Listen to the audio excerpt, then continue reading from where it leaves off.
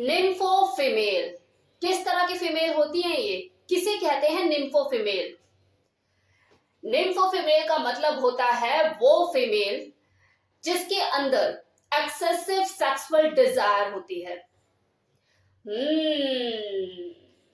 कितने लोग ये चाहते हैं कि हमें ऐसी फीमेल को डेट करने का मौका मिले जिसके अंदर सेक्स की चाहत बहुत भरी हुई हो, यौन इच्छा से अगली लिप्त हो। एक ने तो मुझे कमेंट सेक्शन में कमेंट भी किया था कि मैम ऐसी किसी फीमेल की पहचान क्या होती है जिसके अंदर सेक्सुअल डिजायर बहुत ज्यादा होती है, इसके बारे में कुछ बताइए। फिर इसके बाद मुझे किसी ने कमेंट किया मैम निम्फो फीमेल को एक्सप्लेन कीजिए। तो आज का मेरा जो वीडियो है ये इसी के ऊपर है, निम्फो फीमेल कि किस तरह की फीमेल होती हैं ये, इनकी क्या पहचान होती है और इनके इस बिहेवियर के वजह से ये जो एक्सेसिव सेक्सुअल डिजायर होती है इनके अंदर, इस तरह के एडिक्शन के वजह से, उनके इस बिहेवियर के वजह से उन्हें लाइफ में किस तरह के चैलेंजेस का सामना करना पड़ता है, किस तरह के नुकसान भी उठाने पड़ते हैं। तो ये जो वीडियो है ये बहुत एंटरटेनिंग रहेगा, दोनों चीजों का मिश्रण रहेगा, फायदों का भी और नुकसान का भी, और इसका सॉल्यूशन भी मैं आपको लास्ट में बताऊंगी, तो वीडियो को लास्ट तक देखिएगा। अब जैसे कि मैंने आपको बताया कि निम्फो फीमेल उस फीमेल को कहते हैं जिसके अंदर यौन इच्छा कूट कूट के भरी हुई होती है, ओवरफ्लो हो रही होती है, उसके अंदर सेक्सुअल डिजायर बहुत एक्सेसिव होती है। मैक्सिमम मेल पुरुषों की ये चाहत होती है कि उन्हें ऐसी किसी फीमेल को डेट करने का मौका मिले जिसके अंदर यौन इच्छा तीव्र हो। जबकि सच तो यह है कि किसी ट्रू निम्फो फीमेल की सेक्सुअल डिजायर को पूरा करना हर किसी के बस की बात भी नहीं है। वो आपको रिकवरी का टाइम ही नहीं देगी, लग जाएंगे आपके 7-8 राउंड तो नॉर्मल है उस फीमेल के लिए, कुछ भी नहीं है। उसको आगे से भी चाहिए, पीछे से भी चाहिए, वो लटक कर भी लेगी, लटका भी देगी, वो घोड़ी भी बनेगी, आपको घोड़ा भी बना देगी। मतलब आप ये समझिए हर पोजीशन वो ट्राई करेगी। एक्सपेक्टेशन पे खरा उतरना उसके हर किसी के बस की बात नहीं है।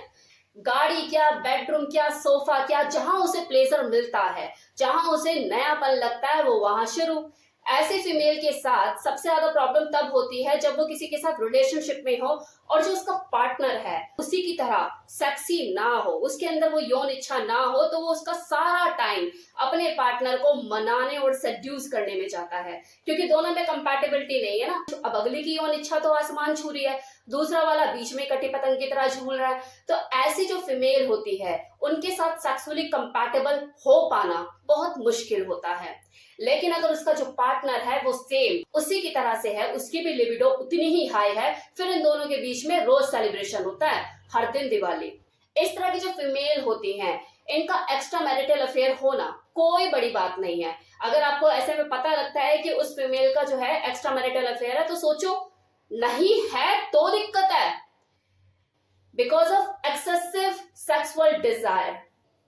कितनी फीमेल तो ऐसी होती है जो किसी एक बंदे से सेटिस्फाइड होती ही नहीं है, तो इसके पीछे कहीं ना कहीं मजबूर भी होती हैं कि अपनी यौन इच्छा को वो क्या करे। भूख अगर ज्यादा ले लेगी, किसी की बॉडी में अगर ज्यादा नीड है, ज्यादा रिक्वायरमेंट है, तो वो क्या करेगा। इनके बॉयफ्रेंड की जो लिस्ट होती है वो भी बहुत लंबी होती है, और ये जरूरी नहीं कि वो टिकाऊ ही हो, बस उसकी सेक्सुअल डिजायर को पूरा करने वाला होना चाहिए। नो डाउट कि किसी फीमेल के अंदर अगर यौन इच्छा बहुत तीव्र है तो उसके साथ रिलेशनशिप बनाने वाला जो पुरुष है उसके तो मजे ही हैं। Full of satisfaction, sexual pleasure, हर तरह की पोजीशन वो ट्राई करेगा, क्योंकि अगली तो चाहती है कि मुझे कोई दिन रात मेरे साथ करे। लेकिन इस तीव्र यौन इच्छा के नुकसान भी बहुत उठाने पड़ते हैं। कितनी ऐसी फीमेल हैं जो कि परेशान रहती है कि हम अपनी हाई लिबिडो को कम कैसे करें, हमें अपनी इस यौन इच्छा के ऊपर कंट्रोल करना है। ऐसी भी औरतों की कमी नहीं है। अब जरा नुकसान गिनना शुरू कीजिए।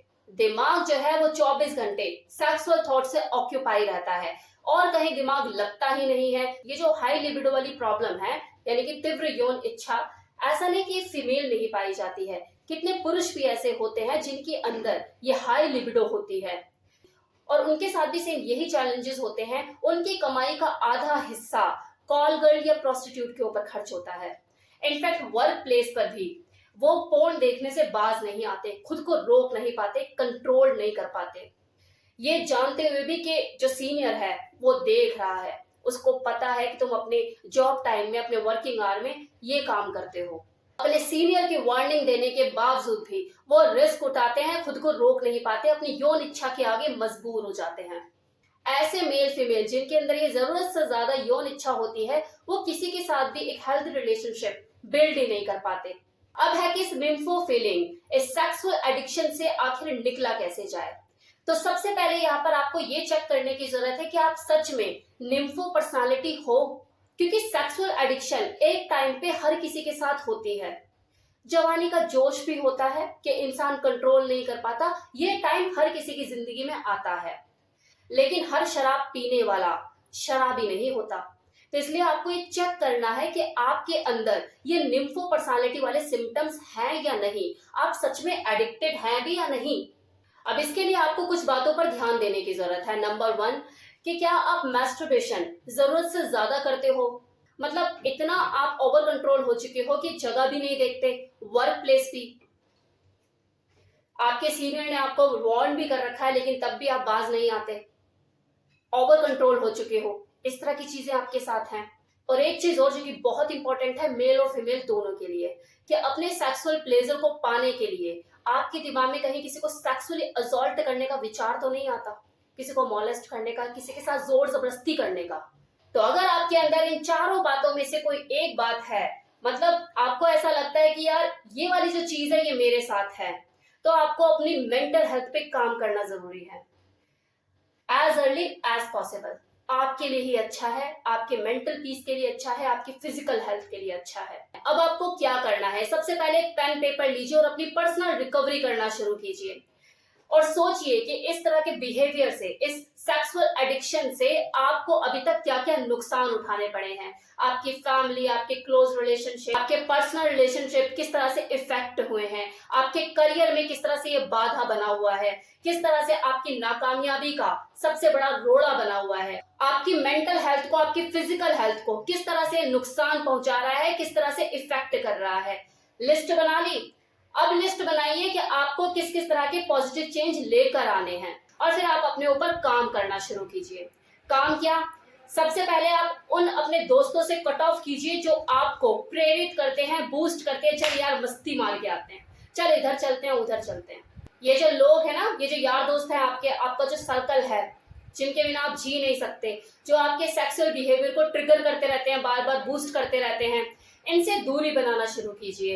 ये जो टॉक्सिक लोग हैं इनकी छटनी करना शुरू कीजिए अपनी लाइफ में से। जब आप अपनी सेक्सुअल एक्टिविटीज को धीरे धीरे कम करना शुरू करोगे तो आपके अंदर एनर्जी बचना शुरू होगी। फिर उस एनर्जी को आप अच्छे काम में लगाइए, मतलब या तो फिजिकल एक्सरसाइज कीजिए या फिर किसी ऐसे बेहतर काम में लगाइए जो कि बहुत ज्यादा प्रोडक्टिव हो, जिससे आपको कुछ मिले। वो जो रिजल्ट आपको मिलेगा वो आपको ऑटोमेटिकली बूस्ट करेगा खुद को बिजी रहने के लिए उस काम में। अब इस सेक्स एडिक्शन से बाहर निकलने का मतलब ये नहीं कि आप साधु बन जाओ, जिंदगी में कभी सेक्स करो ही मत, ऐसा नहीं है। आपको कुछ टाइम तक बस इस सेक्स को स्टॉप करना है। आपको बैलेंस सेक्स करना सीखना है कि बैलेंस में रहकर सेक्स को किया कैसे जाता है। आपको सेक्स को गुलाम बनाना है, सेक्स का गुलाम बनना नहीं है। देखिए, बदलाव हमेशा टाइम लेता है। ऐसे बहुत से मौके आएंगे जब आप डगमगाएंगे और आपको ऐसा लगेगा कि नहीं, आपसे नहीं हो रहा है। वही तो आपकी परीक्षा की घड़ी है, वही तो आपको खुद को साबित करना है, प्रूव करना है। So be focused. No means no. No word देखो है बहुत छोटा सा, लेकिन अगर आपने इसे करना सीख लिया तो जिंदगी बदल जाएगी, आई एम टेलिंग यू। तो ये था मेरी तरफ से फुल इन्फॉर्मेशन निम्फो फीमेल किसे कहते हैं। साथ ही साथ मैंने आपको बताया कि इस सेक्सुअल एडिक्शन से आप कैसे निकल सकते हैं। तो कैसा लगा ये वीडियो कमेंट सेक्शन में बताना मत भूलिएगा। Thank you so much.